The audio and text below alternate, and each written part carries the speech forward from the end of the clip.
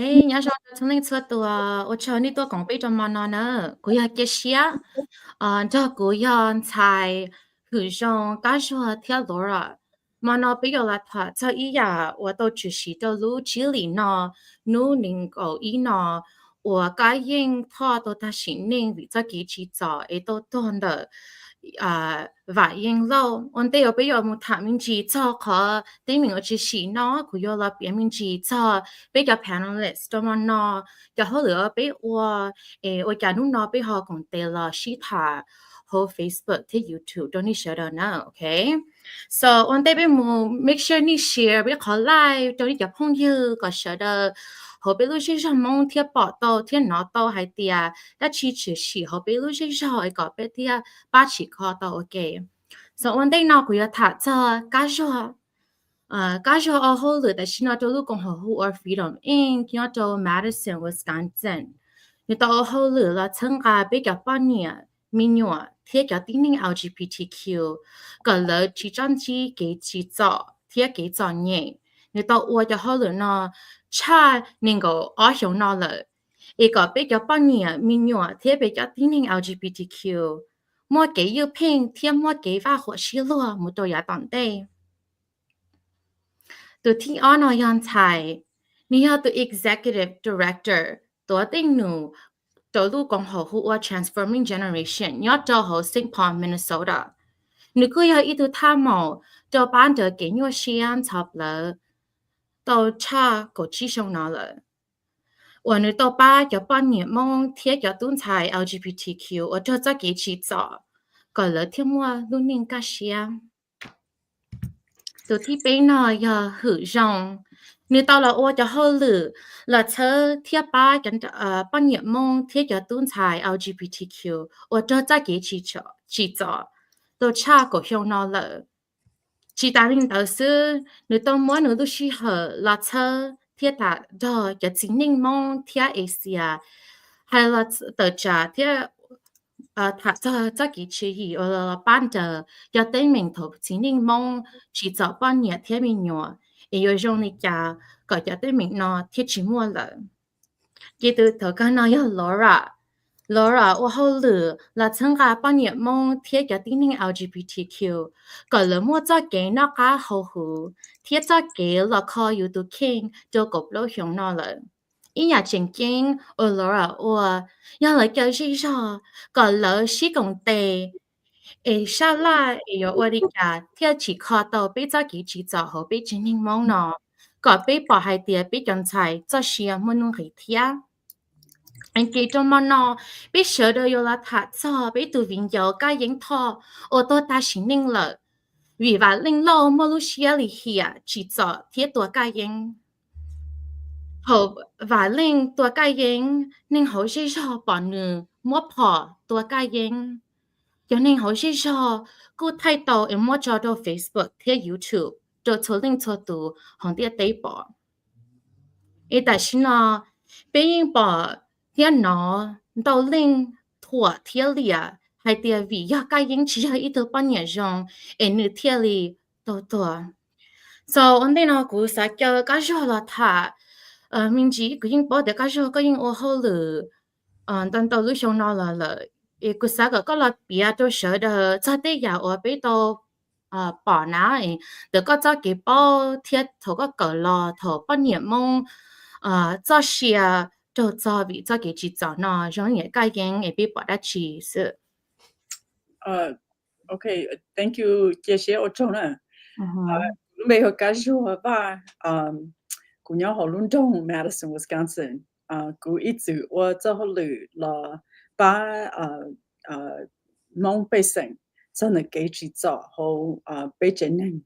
蒙古到这一切就播1999到香港了给古人到把就半年就给去做就到领导古人到把到了就係做給論多啲一到領導就係你都知多你但你都知最多你都傾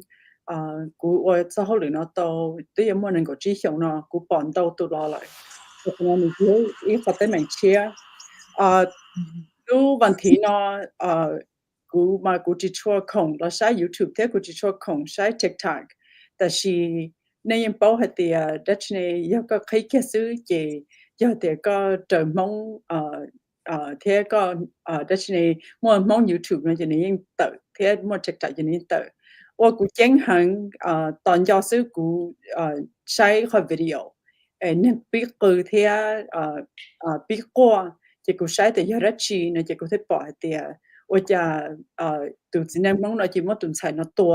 chỉ ta lên đó người trẻ tua tự chỉ thọ tròn tu là sao tuần sai đó tua can tu đi nên nhau chống chỉ chống người chỉ tua tuần sai nó tua kia thọ nó chỉ cú bóng xé kia hệ tiểu tất cả mọi thứ mình còn nó như vậy có thứ mình lo hàng nó bây giờ thà mình chỉ cho hệ tiểu có thứ mình cái chỉ cho để bây hai mong nó thế để chỉ cho bao nhiêu mong你要你家的爹爹，你叫对面那你哥哥对的爹多，ส่วนตัวกูใช้ในยมองในเปียจ้าขอเดัชนีdomestic violence มั่วชี้เกี่ยชินตัวเนาะชี้ตัวเนาะนะส่วนตัวยังมั่วเอาไปอย่านั่งให้กูสาเตียน้องนอไปอย่าจะนั่งว่าจะเขาหรือเนาะไปอย่า叫了拖ไปเทไป叫了ให้อีมากูนอนเนี่ยหัน到这个点哦你讨论着你睇嘛多可能嘛กู到后来都能够只想到了กู啥了别名字侬那กู啥个别了别名字为的这给啥的睇给啥的你只要你只要来睇你只要可以给啥种老早的的为你都为东菜那我哩那你睇多只打领导这给路被sai để cho cái lúa này giờ thì ông cái xí lúa này này thêm một tổ họ nói cú sa là mua nó bị xí thải thì cái lúa chỉ trong này nó cái bị cho thế bị cho sa thì cái lúa giờ cái xí tổ thế cái lúa giờ cái xin tàu mua nhà thì bị cú saเขาที่bị cú sa là bị mình chỉ giờ hạt thì ô nếu số mong chỉ trong ô nếu toàn cho số nếu chỉ ôn nó lại bây giờ chỉ bảo tình hếtทุนnăng số nó còn nó nếu chỉ ở trên bây giờ bảo hạt thì cho năng chỉ cho năng thiên đầu mi tu mi nhọ thiên đầu bao nhiêu nó nếu chỉ hạt thì toàn cho chỉ nhỏ chỉ limita hay 0 to 100 chỉ hạt thì nhỏ này nhưng nhỏทุนnăng trong toàn cho số này chỉ một tuần sai nó tua bây giờ bảo tình nhỏทุนnăng cho chỉ này tua tới tuần năng cái tàu bộ nó xong chỉ lúc tê nên nó bỏ tên nên tàu bao nhiêu là nên tàu mi tu mi nhọ là nên ở pay lo lại sau chỉ hạt thì tuần năng trong toàn cho số chỉ tuần năng thế chỉ ta lên đó khó chuyển chính thế năng là mỗi hai tiếng ô nếu vừa nên theo lên nó mỗi lần đó tụi năng là sớm mong kia chỉ trong là một cái nhớ xia là cho chỉ tụ là tự chỉ tôn năng sau khi nó như thế khó cái dân để bây giờ được cái bây giờ sao lên đó chỉ ta lên đó giờ bây giờ cái cho là thắt cho khó thì chỉ ta lên đó ít tuần năng nó nếu mua bình sự tôi ít tuần xài nó năng trở lo cho thế trở lo nát thử thế trở lo hở tiền nó yo còn nó nữ chỉ yo bây giờ chỉ cho xả lên nó thế bây giờ chỉ cho chạy hay tiền nữ tự ôm phê mà nó bây giờ là cho trở lo nát thử như thế đó chính là gọi là khiên gạo thế gọi là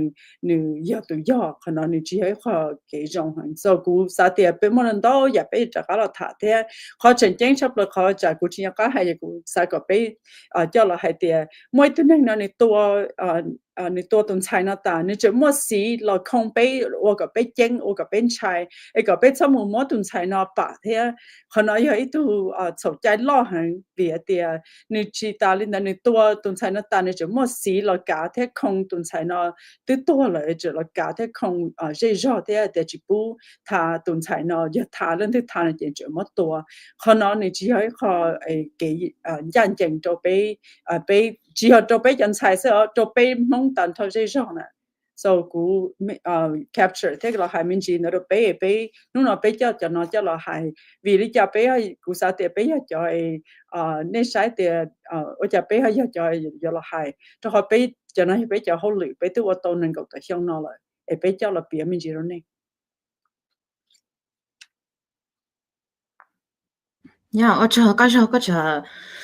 you know, kind of about what actually are we addressing today, y'all? so Laura cô sẽ có biểu mình chỉ cho họ mà ta cái gì mình chuyện about tới nữ bây giờ hay khỏi ô trên nữ vừa nữ theo anh đó ô nữ có sợ kia cái nữ anh đó so so có mà cả biểu mình chỉ cho cái chính ninh tua bao nhiêu thì chỉ cho bao nhiêu mong hay thì đợi có cho cái啥khi đó bây giờ đó Yeah, thank you, Joshua. So nhân được cái cô hu cũng bây giờ Laura thì she yêu yên hu tôi cũng đó ba trong nhà của mình không thế. Nhân được cô sa biết thế sa thà cho cái chuyện cho nó nữa ya chỉ có nhà li bên hay chỉ có làm được một cái nhỏ xe yêu chỉ xe bỏ lú xe lên rồi ya thôi ít tu tin nữa chỉ cho là nữa ở phía thế ở lì hiệp trong nửa khu là nửa chính cái thì ya nửa thoát chữ có nửa chữ tao thế không tao nửa khu là nửa chính cái chỉ ta lên đó thế nửa xí nửa rau nửa xí nửa phụ chi nửa xí trái xí nhẹ chia xí cái trái lo我摘呀，我不摘呀，个你你读书了，你整个用天书到你书，就别还得只要你到了这一小时，你用大木里拖天黑天我陪到你读书了，你读整个你摘天整了整天摘呀，and so basically还得头个呢头。你都真个的你自己写了你撒开的嘅，别特里把年忙就讲了头了自己写了撒开的了多多的了都知道好了因嘛给去装的了了，and so 佢係咗路那個俾到聽個寫的，睇俾人種係的做給去裝咯，睇比較學得咯。right 睇有你就麼學緊遵守，落使睇啥。我陪我里下都了都个了多么天了多呢，所以好真正我要被么还的要为么给你些都今年特里么呢都苦了都整个多容易被都被我只要了被还只要贴被我真眼睛都但他就顶顶我都给去做贴都多的了都苦呢贴要被就还的哦都顶顶那你几天你多你都苦都可能路你都苦透了你这里是可能这种你被我家到你被染你压力你我知道你我那就是吵了要 so 可能应要一靠我要被啥把被真正忙被啥chỉ靠cho đến mình cái chuyện chọn nó thế kia bây giờ chủ xã đó thiết cái đó hay là cho lúc học bảo我去是cho cái chuyện chọn cái尊重nó là học tư lo thì bây giờ thì chỉ到注意些老师讲的个多读点那个我陪我留下我去做呢多你到你这在你这你自己家要vậy thôi tôi chỉnh sự lo là bây giờ nó chỉ là chỉ cả ba bên nữa thì bây giờ cho dễ dàng những hồi dễ dàng bây giờ ở đây chả thứ ba cho tính những cái cái chỉ cho cái là đi tới theo là chỉ đâu đâu tuần là tụ khu and so cú sa cho xài lọc bia theo theo là bây giờ là cái sẽ thầu mà ít tụ tính những hồi bây chỉ những là bây giờ là chỉ nữ hư chỉ chỉ cái trái là chỉ cho theo tuần người tu khu là người tu chính cái ô tô đó bé chỉ nên bé cho mình nhỏ bé lúc giờ mua cái nhỏ xíu đi cha. Yeah, thank you, Laura, for talking about this piece, right? Of this aspect, because kusate New York, chẳng chẳng được sờ họ hay là nhỏ hay tiề thọ con chú sĩ dễ ninh bình tiề ô tiề rồi nữ nhiều xe thọ nữ theo ô tô lên đó hơn này thì em có hay bé bỏ nên tàu rồi này giờ hay tiề nữ tư uốn tàu giả lo vấn đề mà đi chọn đúng rồi nữ decide tiề ok cũng muốn tụi ninh nó to này giờ bé theo bảo tiề ok còn nó nữ chỉ hay có limita hay mental health issue này right chỉ hay tiề nữ muốn mental illness nữ uốn nó đó có yết thì nữ do mental health thì nữ auto shudder nè right so nữ auto ít tính năng nữa giờ lấy ở biết tính năng không chị cô xã cỡ chỉ không nói một mình nên sợ hãi linh đầu rồi nhưng bảo thì cái giờ cái giờ bao nhiêu thế cái chỉ nên lấy mua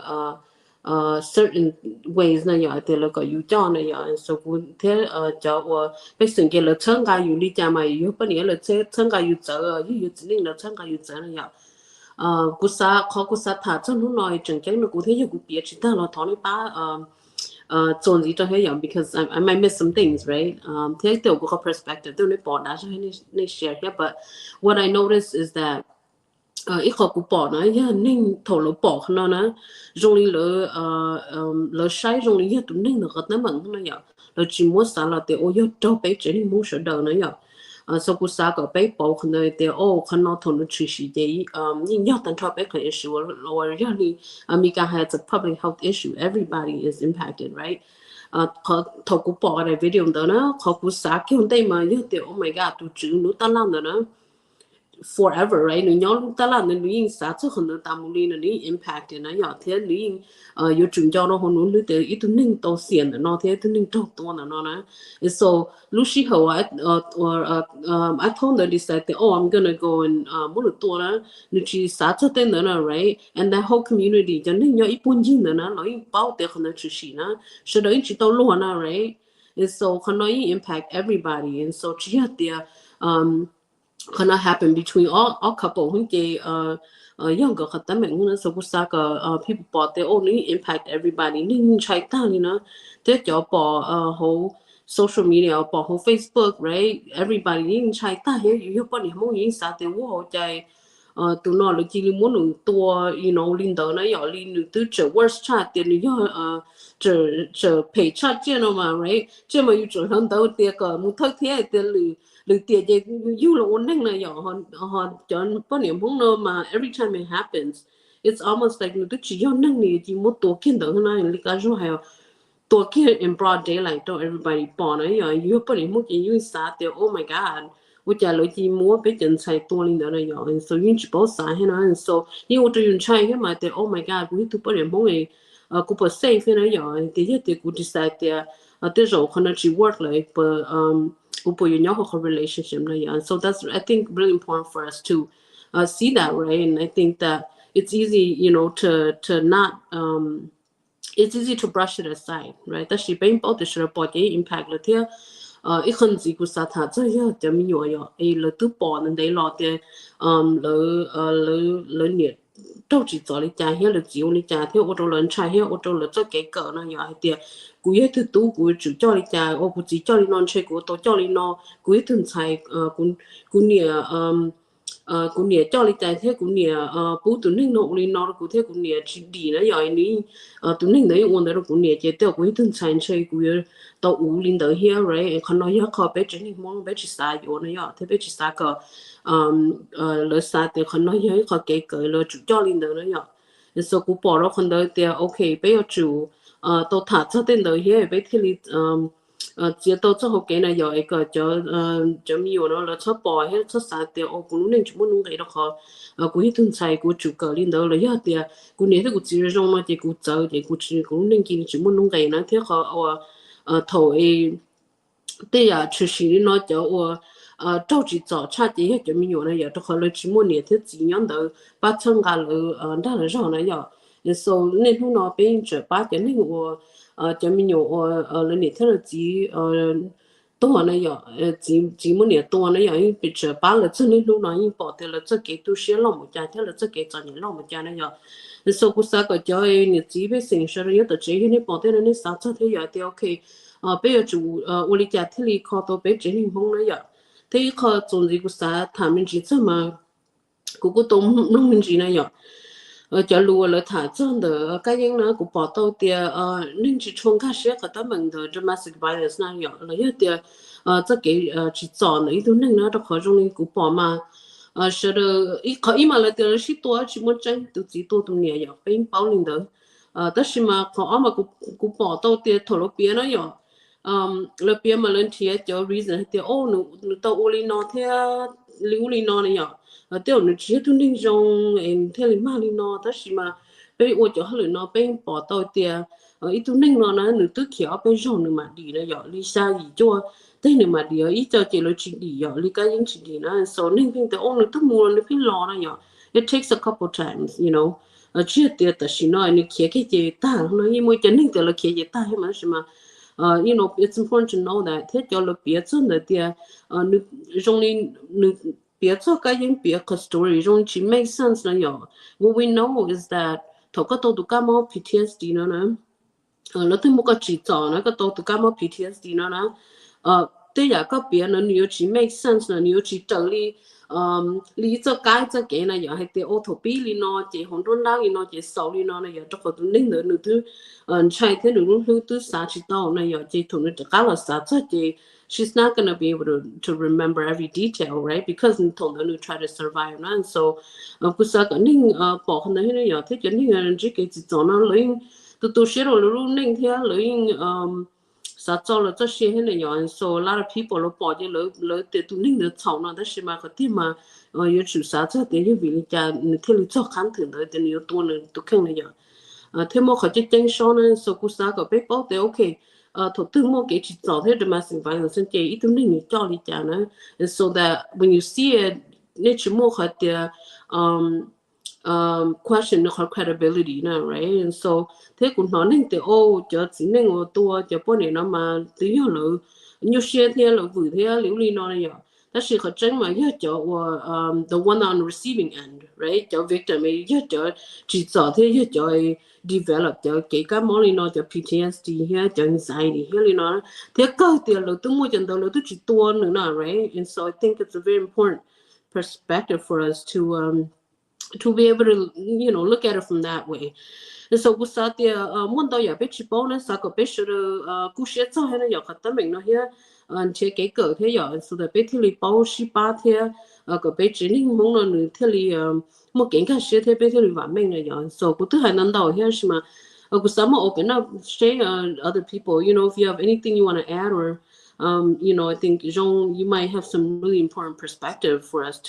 to think about as a male person on this video here. Yeah, thank you, Say. That was your sisters for holding space for us tonight. Yeah, kunung be hu jong kunyaro ho Milwaukee, Wisconsin. Te chemikano. Ya ni ku yo ya o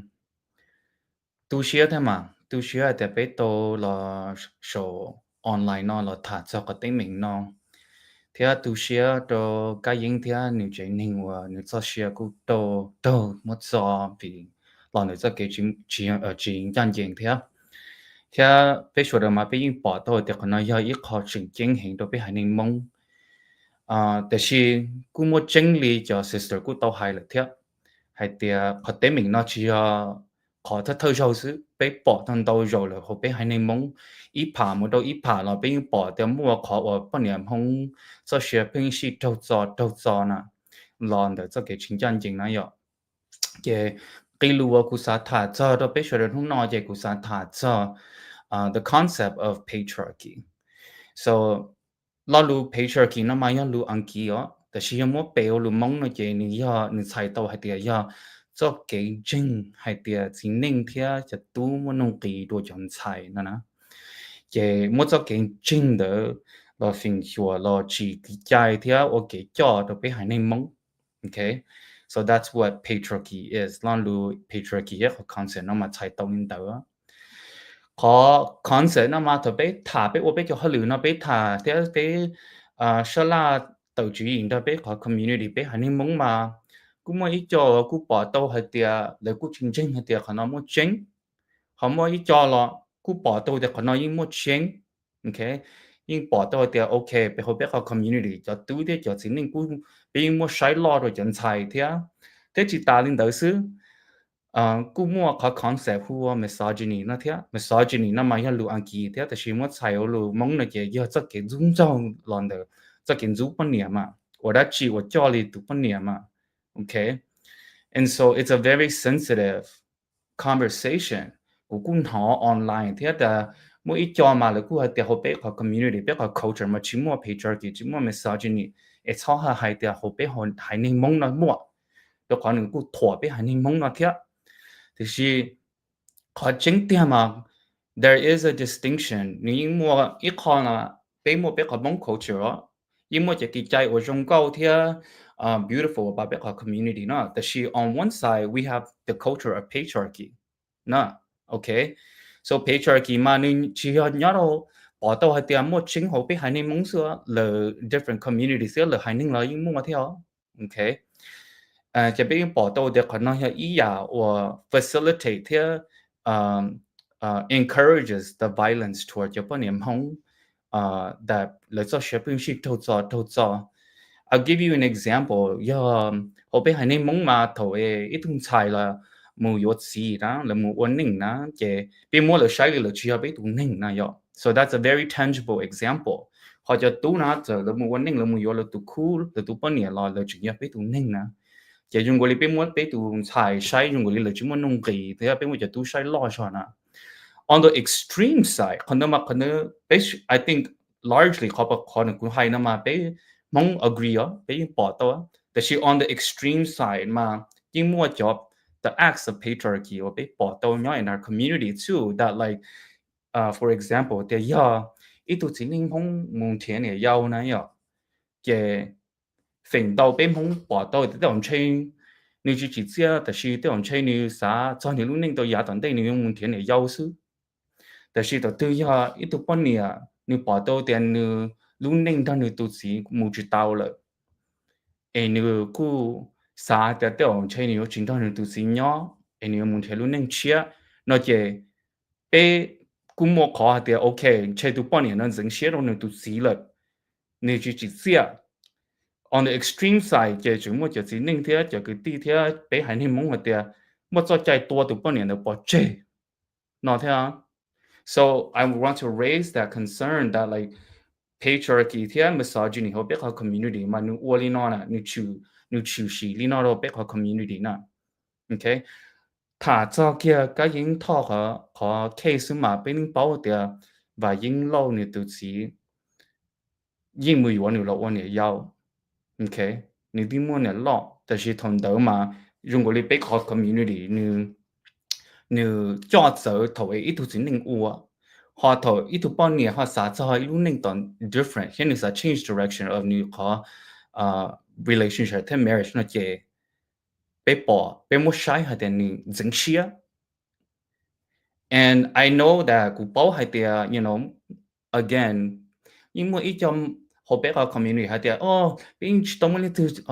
chỉ cho trai trong đi nóแต่是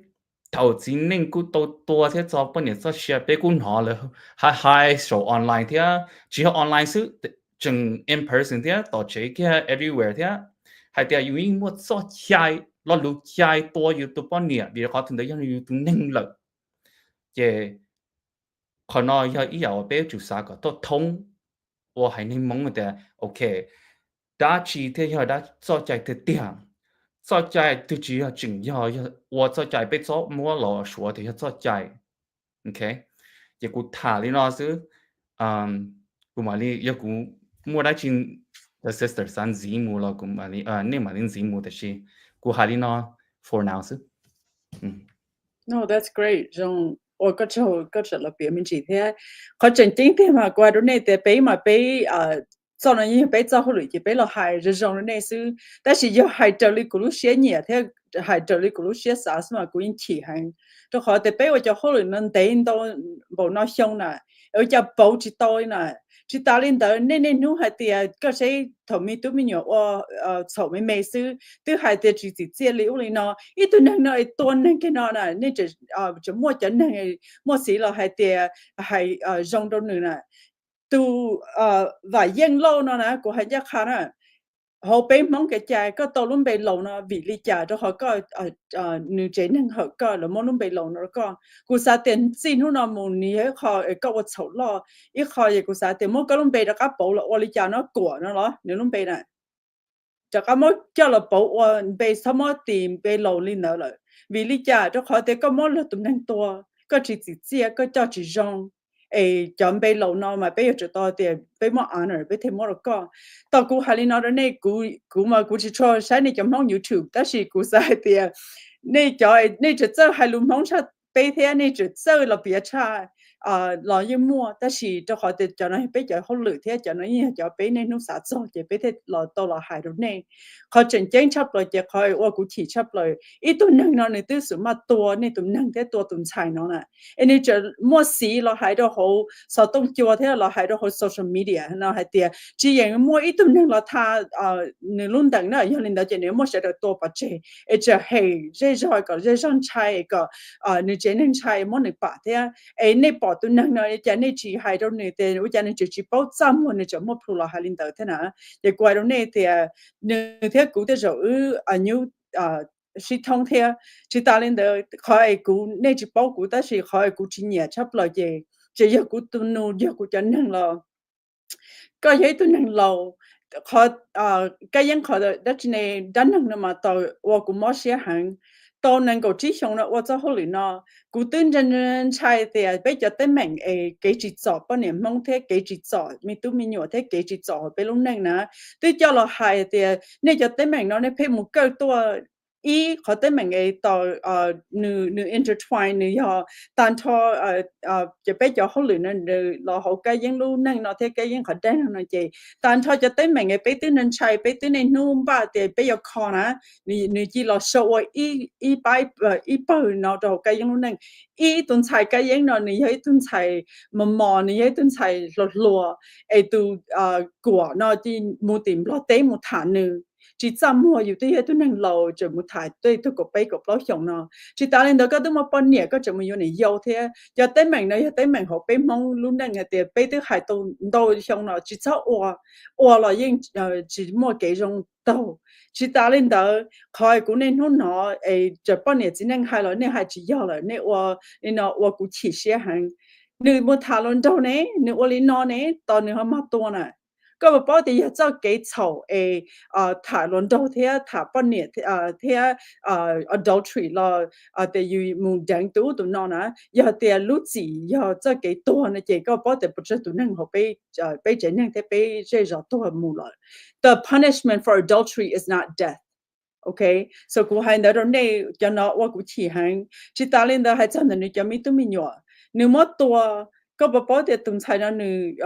กูใช้ของ YouTube ซะนึเขีย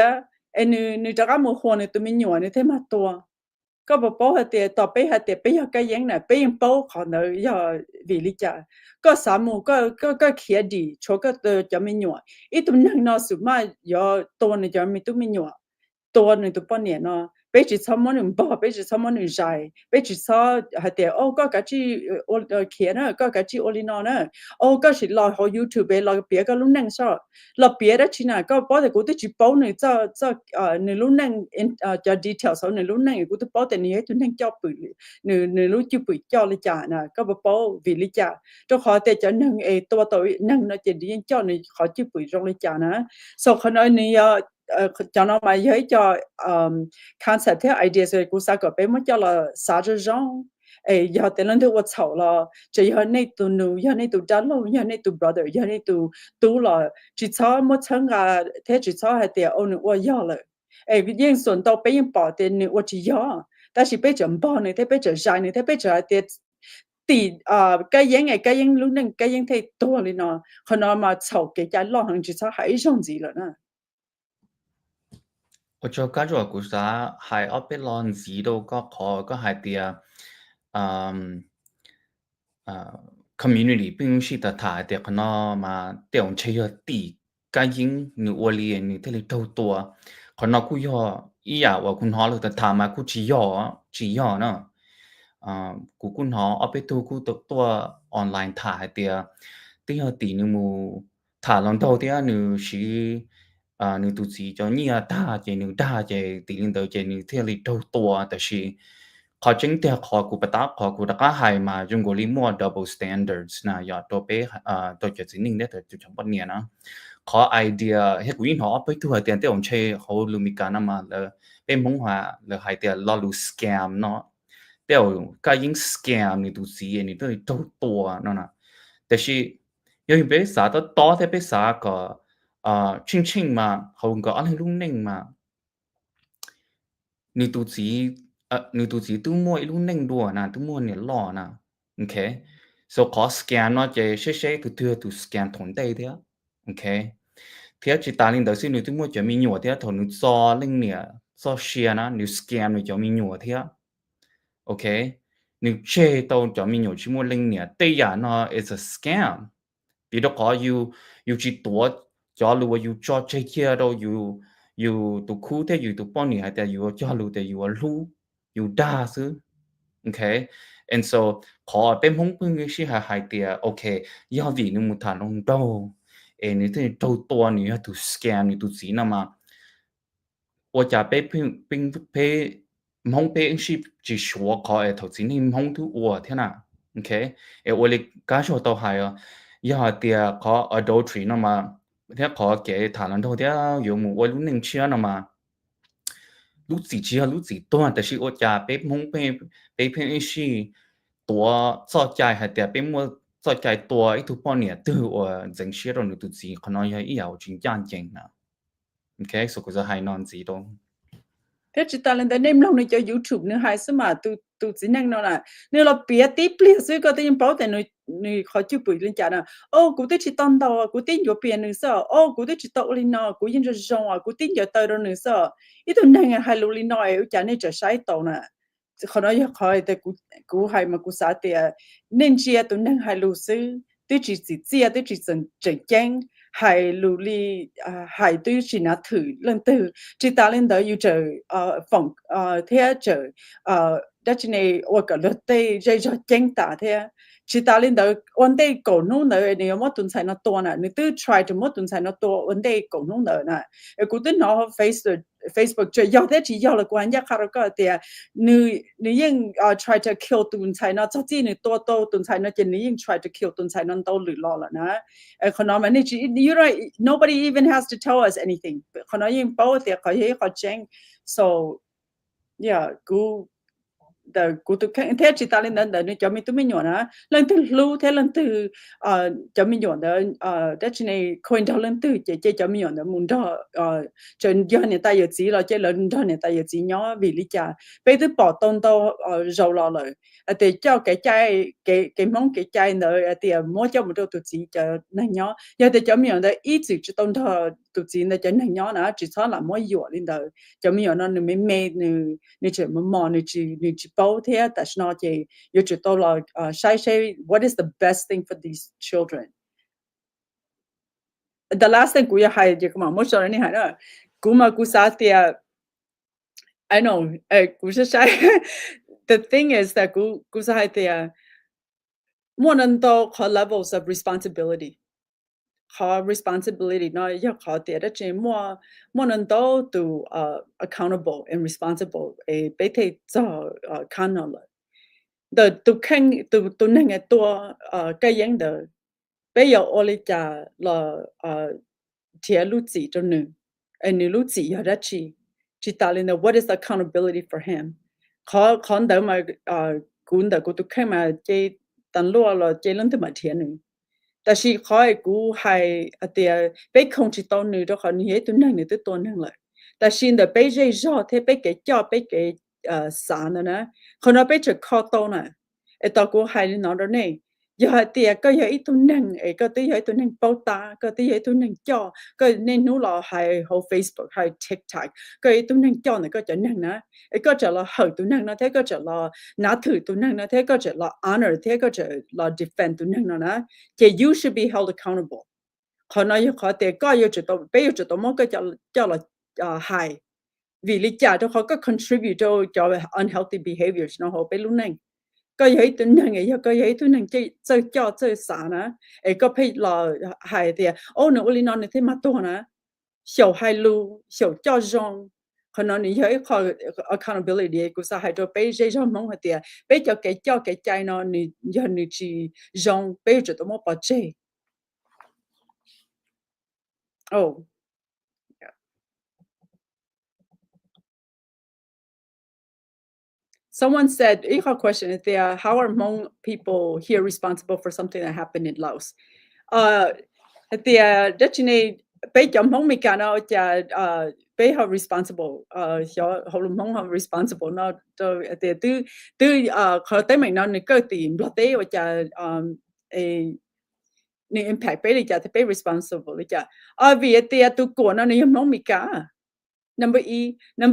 chỉ ta lên đó nữ một tìm lo tế nữ một thả là tuần sai là luôn đó chỉ ta lên đó chỉ một tour là tuần sai họ là lấy rõ thế cho ở trong Hmong lo thì chính ta thế ở lo sai chỉ tàu đất này lo sai chỉ tàu Hmong thế and on top of that why are we responsible đó họ thì bây giờ sai Hmong nè cóตัวcáiยังtìm lo tế cóตัวcáiยังtìm mi cái tế nó là mau bây xe ya so cái Hmong chỉ có chuyện nhỏ số tế cái nhỏ mi cái tế cái nhóm lo tế là bây giờ sai ya chỉ bây mau xe ya thế bây giờ thì còn nó chính nhân chẳng cho bây cái một lúc tế chờ thứ là yên bây giờ tới mình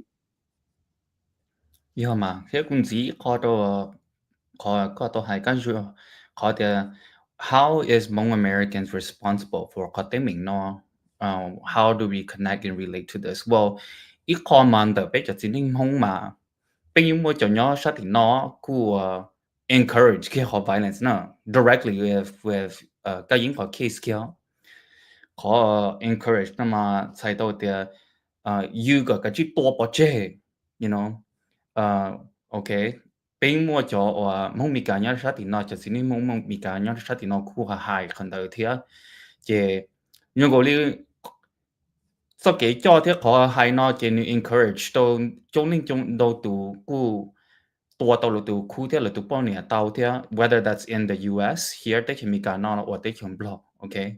and so we do have a responsibility to call only patak ko higher around culture and traditions of patriarchy. So the pin yalu te cho no le yalu te cho to la bi Hmong na and we know that be your ning to travel back and forth now and we are more connected than we have been before through technology. So be hai da chi de be cho li ja je that's all being exchanged and then ya be cho li patriarchy the patriarchal the ya be encourage có ít tu ninh có chỉ ninh tua cho là tu bao nhiêu cho share che it can also happen in influence overseas too and we've seen that directly with this case too okay and that's the responsibility that we have as Hmong Americans we are very much connected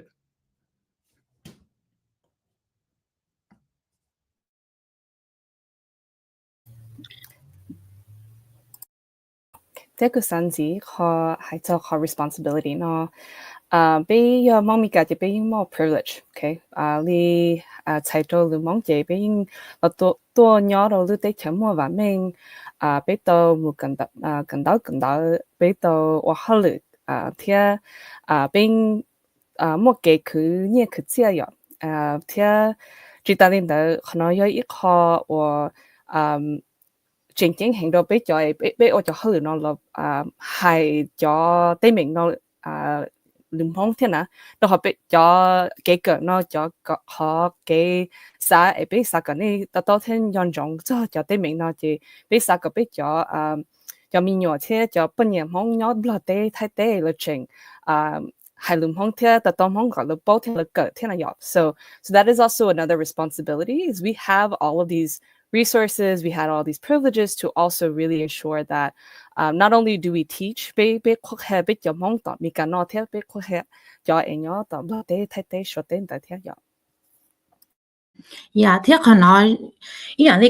this isn't new. Happened in the United States too. Over the past since 1990, mo upwa tu bao nhiêu mong thiên menyuam ở đó ta xin nên vì cho cái chỉ cho họ lúc đấy khôngมีการnó so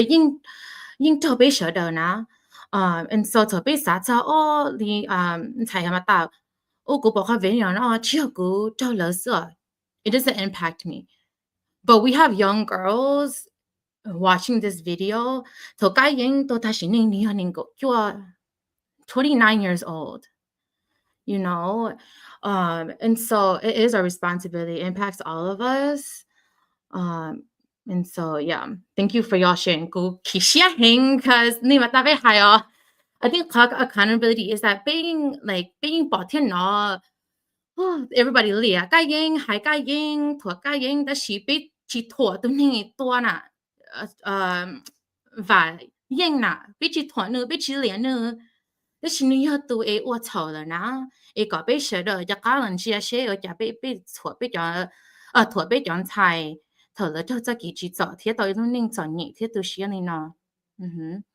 So on the to the next question, Thai, I want to see if you wanted to also answer her question now. What's the question? Oh, I mean a question. Yeah, like how are the Hmong community here in the United States responsible for happening in Laos? Next question, yeah. Oh, I think Ajo did a wonderful job talking about it, right? Is that it's somebody from here you có chỉ có tôi nhớ tao nói có thấm tao nó tôi chỉ mua giật tao mình nó ya có tôi chỉ đi tụi nên tao nè right nên tôi chỉ mua tới mình nó lòng nó thế hiện tại trâu itu sản phẩm của tôi nó everybody should be hurt from that, right? Oh my God. Only there was another video circulating about a volleyball scene, right? On video that everybody saw, like it should have the same, if not more, people concerned and more attention and more conversations around the loss of a life that was aired on TV, right? That should have also had the same amount of attention and care and urgency. So can't do on Facebook, right? And it was that like deep for them when a child was visibly hurt on social media. But when a woman is killed, there's nothing, right? Nothing. In fact, they gave airtime to the killer, right? To tell his story. And so I think that because it's important that we actually talk about it and we share her story, right? And it doesn't just happen in Laos, it happens here. In fact, in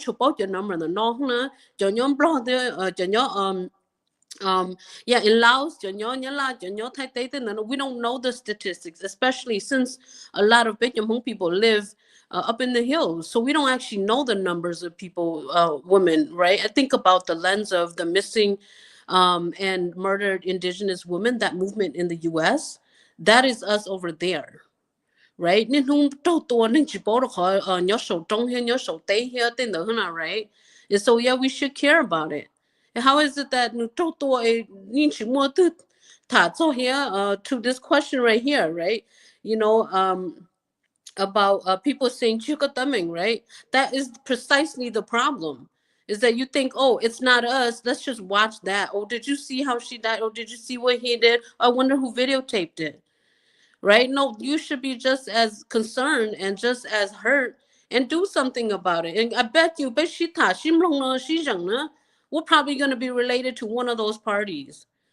right? And so it's also our responsibility as the community to do something about it. And yet I'm pretty sure other people, your nieces, nephews, whoever's watching that video, have the conversation to say this is not okay. Don't let anybody treat you like that, and don't do that to anybody. That is your moment, right? And so yeah, you should be worried about it. It could happen anywhere. And that's the biggest thing about domestic violence, is it happens across every community, no matter race, class, status, whatever. And I think people always try to argue that, oh, well, men get abused too, right? Yes, at a smaller rate because of how society is, right? Men, right?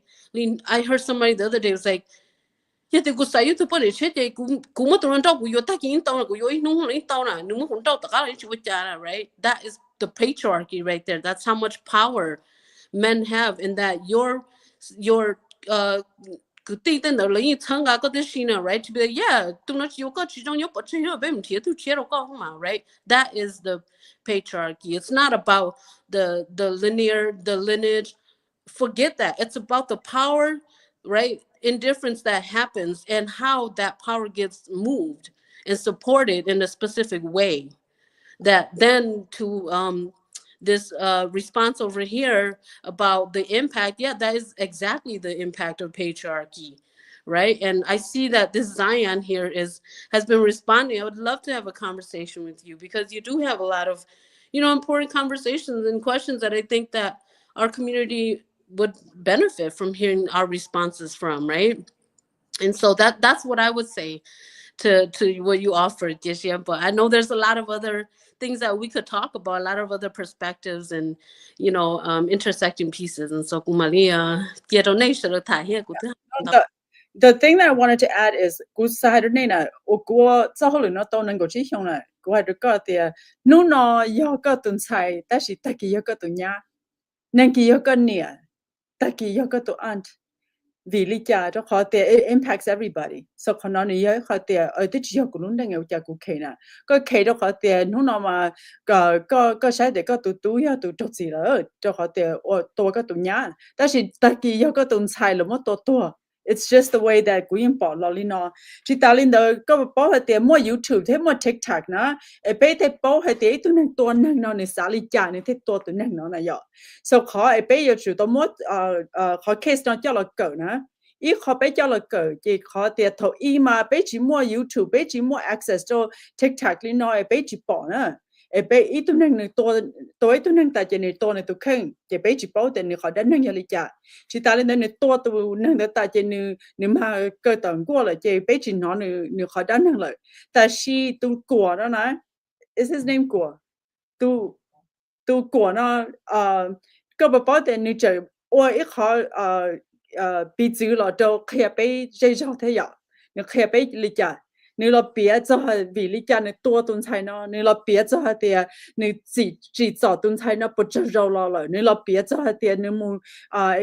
我对面你那嘛你转到你那天你就我你那tuần sai nó chỉ dây dao chỉ你好几年你这个了别了错你lúc cây được被sai呢，被只bỏ thế被只bỏ thì你这个了错你lúc cây được被sai呢，可能你还เขา开了กูbỏ tranh hẳnกูbỏ thì thầu mà đó chỉ là mà cơ gì bé chín họ là hay họ người tôi này tôi khen gì bé chín họ là但是tôi nói là你là ôi họ example họ bị giữ được bé sai hay thì我哩nói này vậyตอนนึงเขาสาลินเดอร์ที่ตาลินเดอร์กูเราให้เราเนี่ยเขาต่อไปเขาYouTube นะไปเขาแต่เป็นจังปนเนี่ยมองแต่ไปอยากกันยังเป็นจังปนเนี่ยมองวิลิจ่าเนี่ยพอแต่กูหันบ่นอนแล้วกูหันยาเขาเนี่ย一直个嘢都采访也有去帮他是这个人学的人扩开个热热人扩开个还得个嘢知道教你家个的嘢都采访上个知道一顿采访你家的个的我都一度半年上个教你家个的我都一度的是你打路上一度 grammar 上呀แล้วเคลียร์ก็หมดเนาะก็บ่ให้แต่กูหันหมดเนาะกูยังป้อจะลุเนาะกูป้อจะเกจ่อเกใจเกจ่อlà khép rồi bây giờ xài có bé cho dùng nữa bây giờ chỉ bé bao hết cái giống nữa cho chỉ có khía ít gì cho chỉ có chai cho chỉ có cho một hai cho chỉ có sủ khía khía nên hú khía cho nó có một phát kỳ tế có một cho đi nữa chứ cho chỉ có mình đó có bao hết quý hết tuần xài mong bé này cho bé lại năng dùng cho chỉ có sự thua có lúc nâng cho chỉ có sự kia có bảo hết tiền có cho cái chỉ chọn một lý giải có thể sai cho cái nó so cú cho cú sa khai rồi này bảo tiền bây giờ sai mong bây giờ bảo hay tiền đâu này cho cái chỉ chọn trong nhà này cho cái nhau share trong nhà cho chỉ này cho này lâu thế cho chỉ này cho đã lâu rồi bây giờ tiền bây giờ chỉ đâu luôn đó này thà cho họ tiền tụi nó có này tua cho mà bây tua thếก็บอกให้แต่ยกก็ยิ่งทุนใส่มองว่าจะจีกันใช่หมดแต่เราก็เจนให้ก็สู่จอนหนึ่งจะขอแต่ก็จินจอนหนึ่งจีเนี่ยมันก็เจนให้ตัวส่วนไปยอดจอนใส่ก็ยิ่งกูยิ่งป้อให้แต่จะขอแต่ในจอไปที่ในเคลียร์ไปล้ออยู่ไปป้องถาสิไปยิ่งป้อแต่ยิ่งทุนใส่มองอยู่สู่ตัวเจ้าเลยจ้านะที่ตาลินเดอร์เป็นจังปนเนี่ยมองวิเลยจ้าคุณเจงโตให้เตียตอนนี้จีเขียบอกน้อยชงจะขอแต่อีขอก็เขียกูมันก็เจนตัวอีขอก็บอกให้แต่นึกจะมั่วสีให้เตียตัวมั่วตุนใช้นตัวนึกจะมั่วสีแต่นี่มั่วหนึ่งท่าเจกูมันในตัวปอเจกตาจีตาลินเดอร์ก็บอกแต่อยู่ให้ตุนใช้มั่งอยู่เขียนี่ใช่มันโตหัวตาแต่น้อยจะตัวเกยนึกจะมั่วสีเราให้แต่มั่วอึฟว่าเกยนะ thu la che đất trên này lên từ qua cái của hắn gia khảo này để qua sọc lo hành tụm sai nó nương sai một gia nó kia tan thọ thọ nó nhỏ nó lúc năng rồi nó nên chỉ mà phô ít tan ra đất trên này cái lim mong hải xứ xe này bộ sắm bạc thế này bộ sa có tan thọ này lúc năng người ta cả là cho कुछ bao giờ lúc mong này giờ là hunt lại đi chợ bơi của hắn gia khảo này ở giờ trâu cũ nè nên chỉ vô cũ bản thấy tụi này cũ kia thấy cũng sai một nữa nè.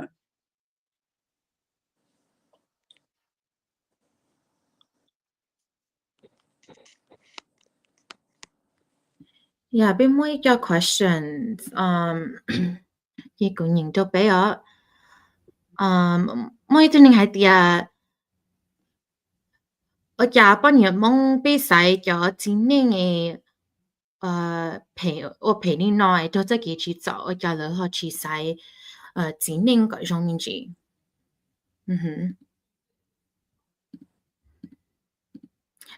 lý想thì cái số thứ hai là it's not about the thing you say ya bị cho cái bị kia cho bị cho mình nhua thôi là要还得今年要求着你呢个一顿菜要求让今年还只要 it's not about picking the partner it's about how as society we teach how girls should be and boys should be and that then men and boys think that it's okay and also our community thinks it's okay for Hmong women to be abused. Yeah, and I think this question, or more so like a comment, how I would respond to this comment is that, like, for us as gender justice workers, and advocates, for this many years, like they bought out their, called theming no around domestic violence, here, murder, suicides, here, femicides, here, it's okay, it's up on it, so it's not an isolated event. It's not just connected to ning you sai to pay ya tung dao su you sai your gay ya tung dao chi ya lina. It's condemning non new morphing here so the systems around we or bataku high patriarchy in our community. Then misogyny na ni ya or lord or the tu ning you sai na. Ni ya wa beo chu to long because it continuously will be be on mo your tu there your ning there or you will continue to thought to share because of patriarchy. Ya be chi long the chau po the to ka ha that chi the the patriarchy the misogyny your to be to long. Okay. And I think that koi almost sa the oh ya nu you say to chi ya to individual and those it's just purely as simple as that, then I think that we've mistaken. There's a gap because if that is true, they have big focus on the individuals. Okay, there's a long, very long string of Hmong men individuals who has killed their wives. So if we just focus on that, is Hmong men individually just inherently violent and murderous? Is that what we're trying to say? And what we are saying as gender justice advocates is that, like, it's deeper than that. It's not just on the individual. This type of violence is facilitated by like a patriarchal misogynistic system. And not only that, we've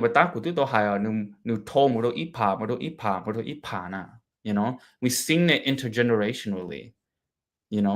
and so you can't look at it as an individual problem and it's just the wrong picking of the spouse. Okay, so that's how I would respond to that. More so comment. I don't really think it was a question. I think I just wanted to add, like, nobody wakes up and decides they want to go date somebody that is an abuser or perpetrator, or decides, right? And so that is so victim blaming to even think that somebody makes the choice to be with somebody like that, right? Just because they one day woke up and was like, I want to be in that relationship. So I think it's important for us to flip that, right? And to be like, okay, when they are in that situation, how do we create the space for them to leave that relationship? Because I mean, most of the time they just want the violence to end, right? And so what is your responsibility to make sure that doesn't happen? And what's your responsibility to make sure that these people, we don't keep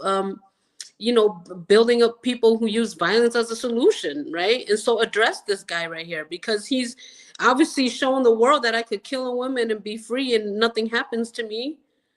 right? So how do you then work on